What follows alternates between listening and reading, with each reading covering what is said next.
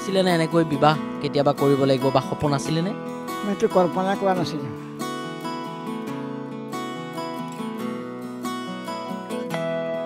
ককাই জান বুলি এতিয়া সম্বোধন কৰে আৰু আইতাই বাবু বুলি মাতে। প্ৰথম উৰুলি দিব, উৰুলি দিয়াৰ পাছত মই বাঁহীটো বজালোঁ। বাঁহীটো বিয়া নামৰ পিছতহে আয়তীসকলে এটা উৰুলি।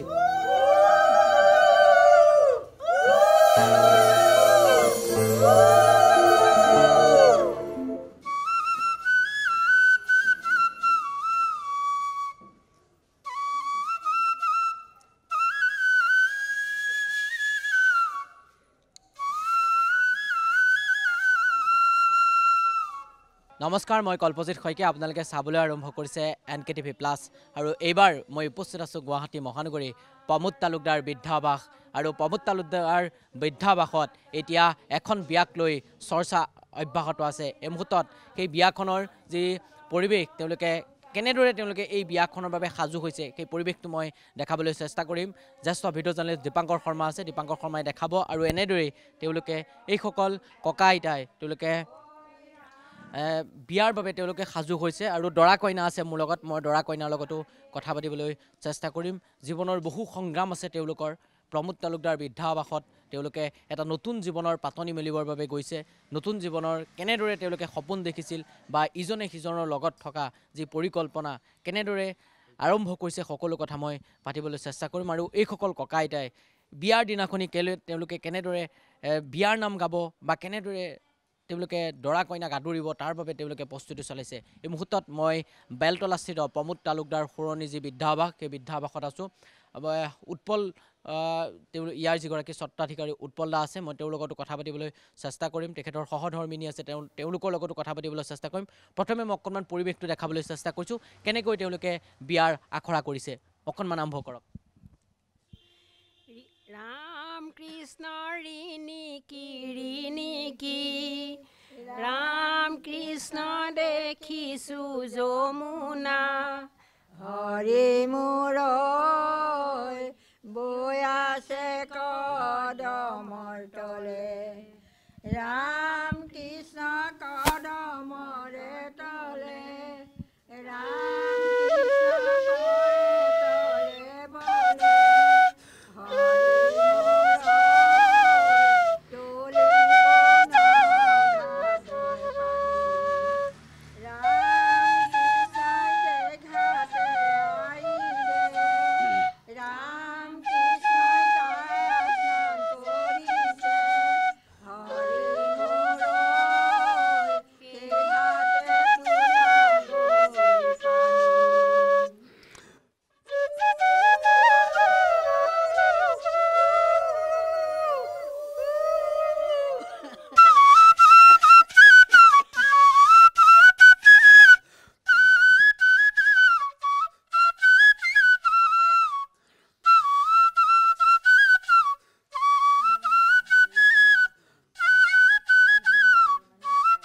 এইদৰে সেই বিয়াৰ বাবে প্ৰস্তুতি চলাইছে।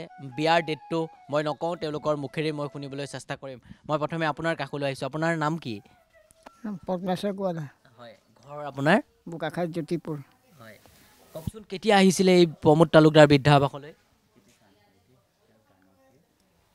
মই জেঠ মাহত আহিছিল। হয়, এতিয়া মোৰ 7 মাহে হৈছে ইয়াতে। 7 মাহ হৈছে।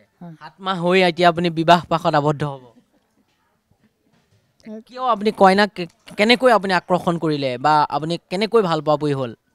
নাজানো সেইটো কেনেকৈ কি হ'ল, মই একো নাজানো সেইবোৰ। হয়, এতিয়া আপোনাৰ বিয়া ডেট কোনদিনা? জানুৱাৰী 24 তাৰিখ। জানুৱাৰী 24 তাৰিখ। কওকচোন প্ৰমোদ তালুকদাৰ বৃদ্ধাবাসলৈ কেনেকৈ আহিবলগীয়া হ'ল? জীৱনৰ হয়তো চাগে আপোনাৰো বহু সংগ্ৰাম আছে। মই সৰুৰ পৰা মই নিজৰ ঘৰত থাকি ডাঙৰেই নাই হোৱা, লোকৰ ঘৰত থাকিয়ে ডাঙৰ হোৱা। তেনেকৈ থাকোঁতে মা দেউতা চব, ককাই ভাই বাই ভনী চব ঢুকালে। তাৰপিছত আমাৰ ইয়াৰে এজন মেডিকেলত চাকৰি কৰা বাইদেউ এজনী পালোঁ, ইয়াৰ পৰা বিয়া হৈ গৈছে, বোকাখাটত এতিয়া আছেগৈ। সেই তেওঁৱে মোক তাৰমানে পুহি পালি ডাঙৰ দীঘল কৰাৰ নিচিনা কৰিলে, আৰু তেওঁৱে আনি ইয়াত থ'লেহি মোক। হয়। তাৰপিছত আৰু এয়া এতিয়া এইটো পাকত পৰিলোগৈ কৰি। মানে সৰুৰ পৰাই আপুনি লোকৰ ঘৰত থাকি ডাঙৰ দীঘল হৈছে। হয় হয়, সৰুৰ পৰা মই লোকৰ ঘৰত থাকিয়ে ডাঙৰ হোৱা। কেতিয়াবা ভাবিছিলেনে এনেকৈ বিবাহ কেতিয়াবা কৰিব লাগিব বা সপোন আছিলেনে? মই সেইটো কল্পনা কৰা নাছিলোঁ, কিন্তু এতিয়া কেনেকৈ কি হ'ল মই নিজে গম নাপাওঁ। মানে প্ৰমোদ তালুকদাৰ বৃদ্ধাবাসত আপুনি 7 মাহ পূৰ্বে আহিল আৰু এতিয়া আপোনাক এক নতুন জীৱন দিছে তেওঁলোকে। হয়, কি ক'ব আপুনি? কি ক'ম, তেখেতক ধন্যবাদ দিছোঁ আৰু। শাসন কৰিছে নাই এতিয়া কইনাই? শাসন কৰে কৰে কেনেকুৱা ধৰণৰ শাসন? কৰে এনেকুৱা ধৰণৰ, এইটো নকৰিবি এইটো নকৰিবি এইবোৰ ক'বই আৰু।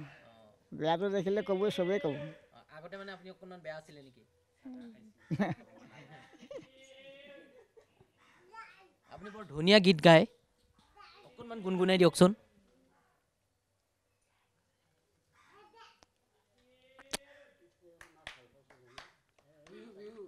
বহাগী আহিছে অ মোৰ নাচনী, ঘুন ঘানাকৈ শুনিছোঁ তোমাৰ বিয়াৰ বাতৰি।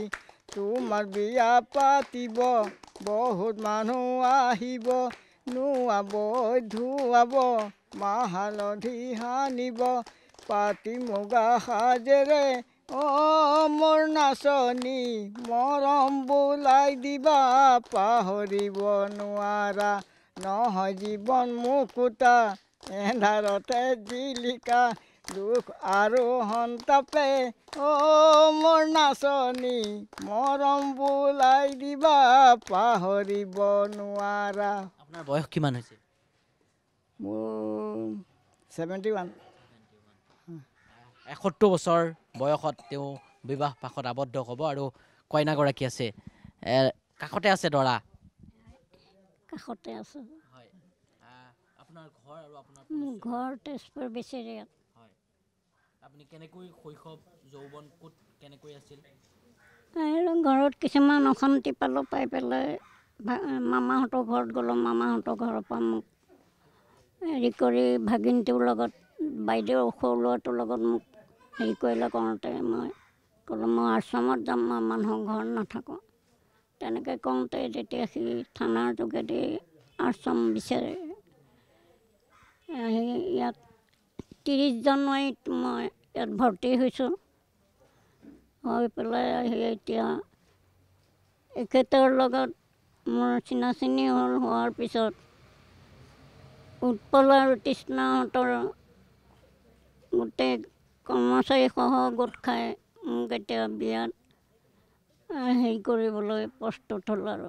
মানে আপোনাৰো জীৱনৰ সংগ্ৰাম আছে? কি কয়? আপোনাৰো জীৱনৰ বহু সংগ্ৰাম আছে, যথেষ্ট কষ্টকৰ। ঘৰৰ কিছুমান পৰিস্থিতি আছে, থাকিলেও উলিয়াই দিছিলে নেকি ঘৰৰ পৰা আপোনাক? উলিয়াই দিছিলে নেকি ঘৰৰ পৰা?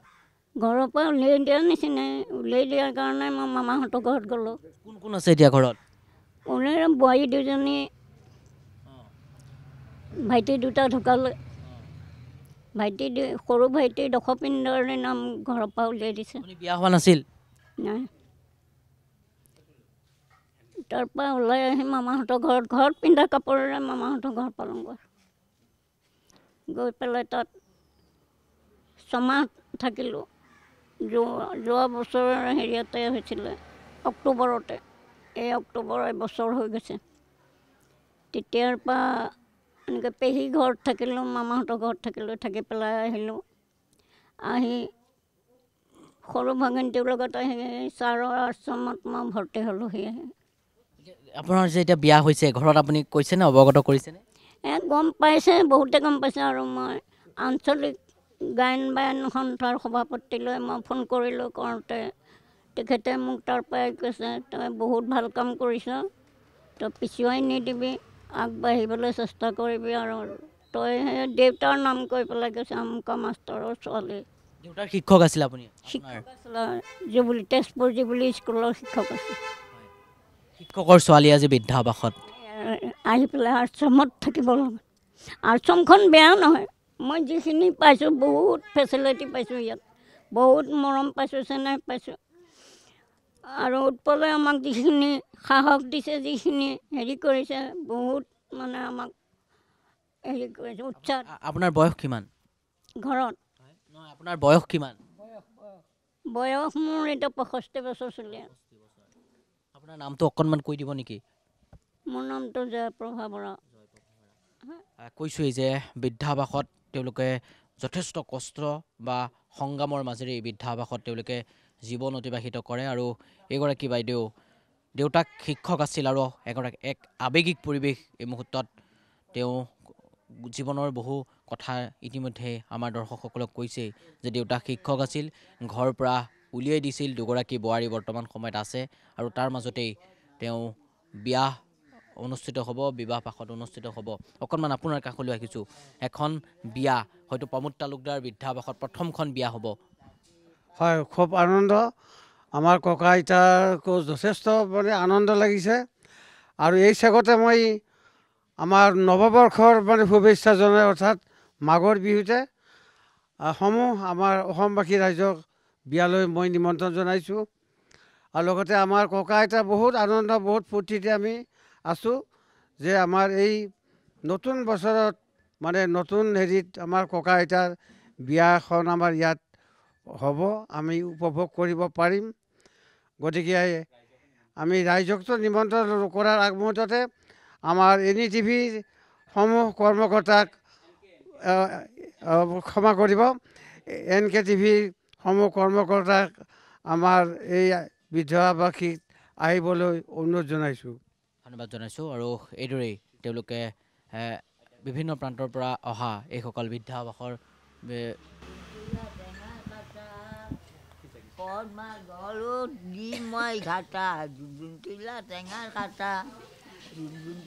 টেঙাৰ গুটি আগে খাই আইচা পদ্মা মাইপুৰা ৰুটি টেঙাৰ গুটি। এইদৰে তেওঁলোকে সাজু হৈছে বিয়াখনৰ বাবে। মই উৎপল দা আছে, মই পোনে আপোনাৰ কাষলৈ আহিছোঁ। এখন বৃদ্ধাবাস, প্ৰমোদ তালুকদাৰ বৃদ্ধাবাস বৰ্তমান সময়ত এখন সকলোৱে চিনি পায় বা অসমৰ ভিতৰতে এখন বৃদ্ধাবাস সকলোৱে অৱগত আৰু এইখন বৃদ্ধাবাসত মোৰ যদি কোৱাত ভুল হোৱা নাই উৎপল দা, প্ৰথমখন ককা আইতাৰ বিয়া হ'ব চাগে? নহয়, একচুৱেলি আমাৰ এখন মনালিছা ছ'চাইটিৰ এটা ইউনিট, আমি আৰু এখন বিয়া পাতিছিলোঁ আপোনাৰ 2014 চনত। এতিয়া তালুকদাৰ হোৱাৰ পৰা এইখন হোৱাৰ পৰা ইয়াতে এখন প্ৰথম হ'ব।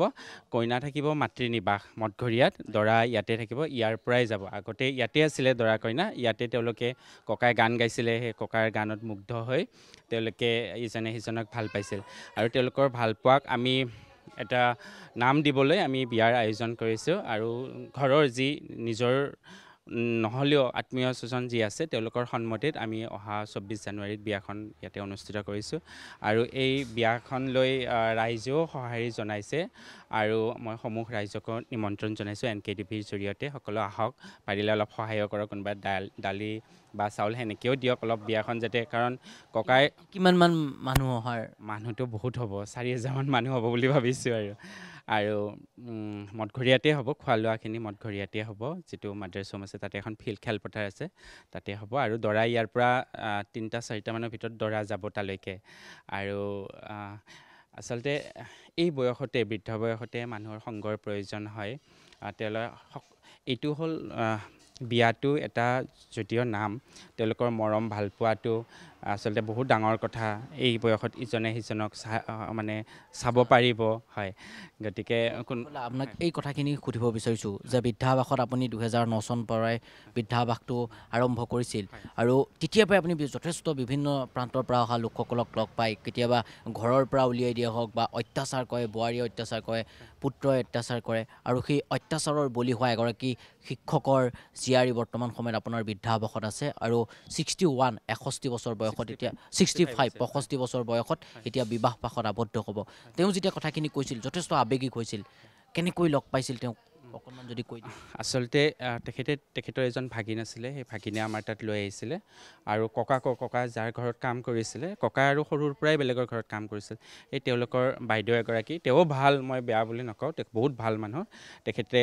তেখেতে ইয়াত লৈ আহিছিল যে তেওঁৰ জীৱনটো ভাল হওক।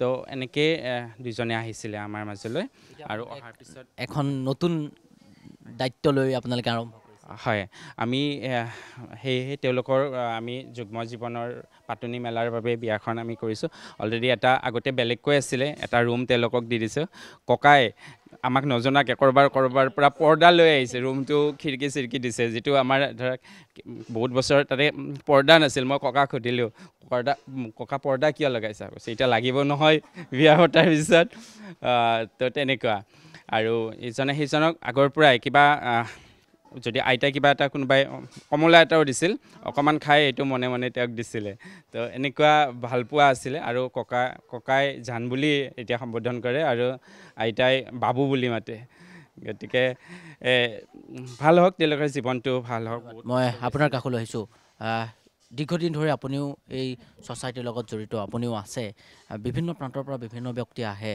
আৰু তাৰ মাজতে আপোনালোকে তেওঁলোকৰ লগত আপোনালোকৰ জীৱনটো অতিবাহিত কৰে মই আপোনাক এই কথাটো এইকাৰণেই সুধিব বিচাৰিছোঁ এজনৰ বয়স ৭১ বছৰ আনগৰাকীৰ ৬৫ বছৰ আৰু তাৰপাছত তেওঁলোকৰ বিবাহ আপুনিয়ে প্ৰথম গম পাইছিলে নে কোনে গম পাইছিলে তেওঁলোকে যে ইজনে সিজনক ভাল পায় নাই দুইজনৰতো মনৰ মানে দুইজনে পচন্দ কৰে কিন্তু ক'ব অলপ লাজো কৰে আমি আমাৰ ইয়াতে যিখিনি মানুহ থাকে আৰু সহায় কৰে চবেই আমি গম পাইছোঁ কথাটো গম পাই কিনে ককাক সুধিছোঁ ককা আইতাক বিয়া পাতিবা নেকি ককাই কৈছে পাৰি আৰু প্ৰথম আইতাই কিন্তু অলপ কৰিছিলে আৰু লাজ কৰিছিলে মন আছে যদিও লাজ কৰিছিলে পিছত আকৌ আইতা মান্তি হ'ল মানে ইমান মৰম দুইজনৰ মাজত ককাক যদি কোনোবাই এটা বিস্কুটো দিয়ে কথাটো কৈছোঁ সেইটো আধা মানে আইতালৈ থৈ দিয়ে মানে আইতাটো মঠঘৰীয়াত থাকে মানে ককা যায় মই কেইদিনমান দেখা নাপালে মানে মই যাওঁ নেকি এবাৰ তেওঁক চাই আহোঁ তেওঁক খবৰ লৈ আহোঁ এনেকুৱা মানে বহুত মৰম আৰু দুইজনৰ প্ৰতি বহুত সন্মান মৰম সেইখিনি আছে আৰু সেই সময়ছোৱালৈ তেওঁলোকে এনেকৈ ভালকৈ থাকক দুইজনে এজন সংগী হওক আৰু হাত ধৰক সেইটোৱে বিচাৰোঁ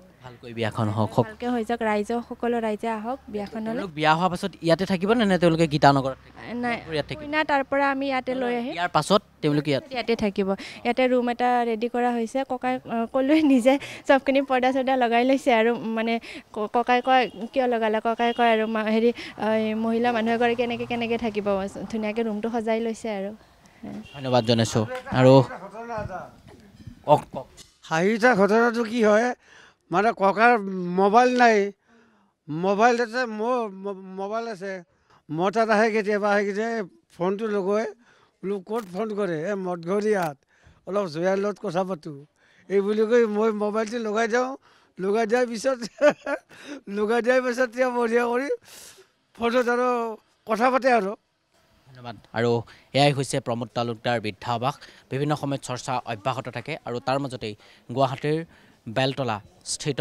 যি অজন্তাৰ পথেদি অহা এইখন প্ৰমোদ তালুকদাৰ বৃদ্ধাবাসতেই এখন বিবাহ অনুষ্ঠিত হ'ব আৰু সেই বিবাহক লৈ বৰ্তমান সময়ত চৰ্চা অব্যাহত আছে আৰু আমিও NKTV তৰফৰ পৰা তেওঁলোকৰ যুগ্ম জীৱনৰ শুভেচ্ছা জ্ঞাপন কৰিছোঁ জীৱন সংগ্ৰামৰ বহু অকথ্য কাহিনী এইসমূহ বৃদ্ধাবাসতে থাকে কেতিয়াবা যদি পুত্ৰই নিৰ্যাতন চলাই বৃদ্ধাবাসলৈ পঠায় কেতিয়াবা বোৱাৰীৰ অত্যাচাৰৰ বলি হৈ এইদৰেই বৃদ্ধাবাসত থাকিবলগীয়া হয় আৰু সেই বৃদ্ধাবাসত থাকি তেওঁলোকে নতুনকৈ জীৱনৰ আৰম্ভণি কৰিবলৈ লৈছে আৰু তেওঁলোকৰ দায়িত্ব লৈছে প্ৰমোদ তালুকদাৰ বৃদ্ধাবাসে